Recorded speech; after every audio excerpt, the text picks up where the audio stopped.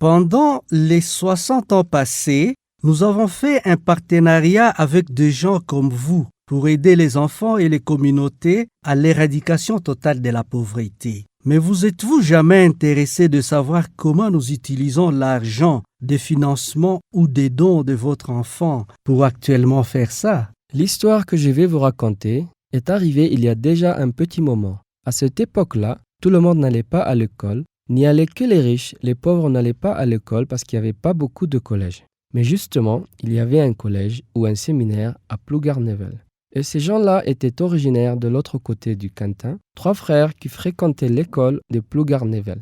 De nos jours, on rentre à la maison tous les soirs ou toutes les semaines, mais à cette époque, on n'est rentré que pour les grandes vacances. Mais ces 3 frères étaient déjà endurcis. Le grand était presque un jeune homme. Hubert et Sylvie vivent avec leurs enfants à côté de la forêt. La terre sur laquelle ils habitent leur a été transmise par leurs ancêtres. Et c'est ça qu'ils vont laisser à leurs enfants. Hubert chasse dans la forêt pour nourrir sa famille. Sylvie cultive des lignames et les enfants les aident en récoltant des noix et des chenilles dans la forêt. Un jour, un concessionnaire forestier arrive dans la forêt où Sylvie et les enfants font la quête pour commencer à abattre les arbres. C'est là avec un document signé par le ministre autorisant cette activité. Sur quelle base? C'est la loi. Ceci aidera à réduire les zones où le paludisme est endémique et à briser le cycle de la pauvreté. Rejoignez la génération qui éradiquera définitivement le paludisme.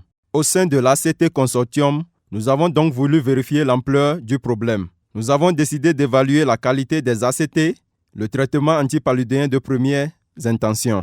Nous nous sommes rendus compte que ces rapports alarmants se basent généralement sur une seule approche pour la sélection des médicaments, l'approche pratique. Le problème est que nous ne pouvons pas savoir si les pharmacies et les boutiques visitées sont réellement représentatives des droits où les patients obtiennent leur traitement.